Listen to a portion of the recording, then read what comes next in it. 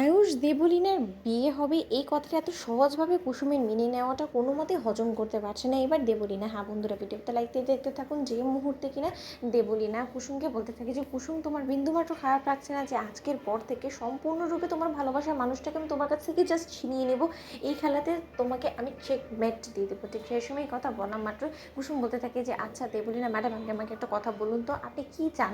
যে ছোটো সাহেব আপনার স্বামী হোক, সেটাই তো আপনি চান। আপনি এবারে বড় বউ হয়ে আসার আর আমি স্বপ্ন বুনছেন এবং সেই স্বপ্নটা আজকে অবশেষে আপনার পূরণ হতে চলেছে। তাতে করে আপনি আমাকে নিয়ে এতটা কেন ভয় পাচ্ছেন আমি সেটাই বুঝতে পারছি না। কোথাও আপনি আমাকে নিয়ে ভয় পাচ্ছেন না তো, আতঙ্কিত হয়ে পড়লেন না তো যে কেন আমি এতটা স্বাভাবিকভাবে আপনার এবং ছোটো সাহেবের বিয়ে সিদ্ধান্তটাকে মেনে নিলাম, সেরকম কোনো কিছু নিয়ে আপনার সন্দেহ হচ্ছে? তাহলে আপনি নির্বিঘ্নে নিশ্চিন্তে আপনি বিয়েটা সম্পন্ন করে ফেলেন, আমার তাতে কোনো কিছু যায় আসে না। কেন এবার কিছু যায় আসবে বলুন তো? তার কারণ আমার তো কোনোরকম কোনো ছোটো সাহেবকে নিয়ে কোনো রকম কোনো সমস্যা নেই। তার কারণ ছোটো সাহেবের আমি সম্পূর্ণরূপে অযোগ্য এবং আমি এই জিনিসটা খুব ভালো করে জানি যে দেবীমা কোনোদিনও আমাকে তার স্ত্রী হিসেবে মেনে নেবে না এবং আমার মধ্যে সেই যোগ্যতাটুকু নেই যে আমি গাঙ্গুলি বাড়ির বড় বউ হবো। কিন্তু সেই জায়গায় আপনার মধ্যে সেই সমস্ত গুণ আছে ছোটো সাহেবের স্ত্রী হওয়ার। তাহলে আপনি আপনার পথে এগোন, আমার তো কোনো রকম কোনো আপত্তি নেই। ঠিক সেই সময় নায়ক যখন বলতে থাকে যে কুসুম, তুমি এবং আমি আমরা সমস্ত লোকেরা যে প্ল্যানটা এক্সিকিউট করতে চলেছি, তোমার সত্যি মনে হয় যে আমাদের প্ল্যানটা ঠিকঠাকভাবে কাজ করবে?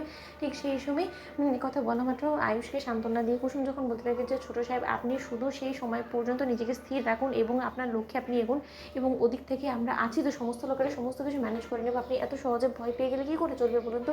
আপনি যত ভয় পাবেন দেবলীনা ম্যাডাম তত বেশি আপনাকে দুমড়ে মুচড়ে শেষ করে দেওয়ার পরিকল্পনা করবে এবং সেটা কোনো মতে করা যাবে না। কারণ আপনি নিজে এতটা যদি নতি স্বীকার করেন দেবলীনা ম্যাডামের কাছে, তাহলে কিন্তু রীতিমতো দেবলীনা ম্যাডাম আপনাকে পেয়ে বসবে।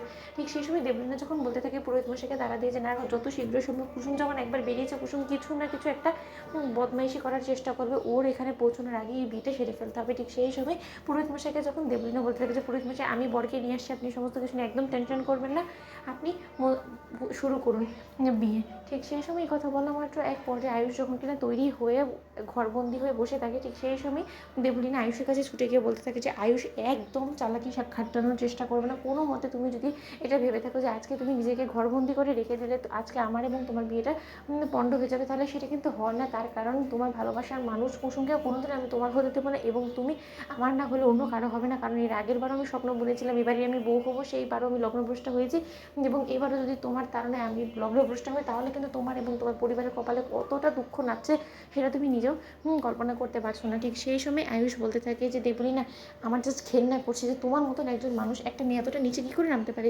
যে ছেলেটা কিনা তাকে পছন্দ করছে না, যে ছেলেটা কিনা তাকে দু চোখে সহ্য করতে পারে না, তার সেই ছেলের ঘাড়ে ঝুলে যাওয়ার জন্য তুমি এতটা নিচে নেমে গিয়েছো, এতটা নোংরামো করছো। ঠিক সেই সময় দেবলীনা বলতে থাকে যে জানো তো আমি কীরকম, তাহলে কেন বলছো? তো বন্ধুরা লাইক কমেন্ট শেয়ার করে সাবস্ক্রাইব করতে ভুলো না।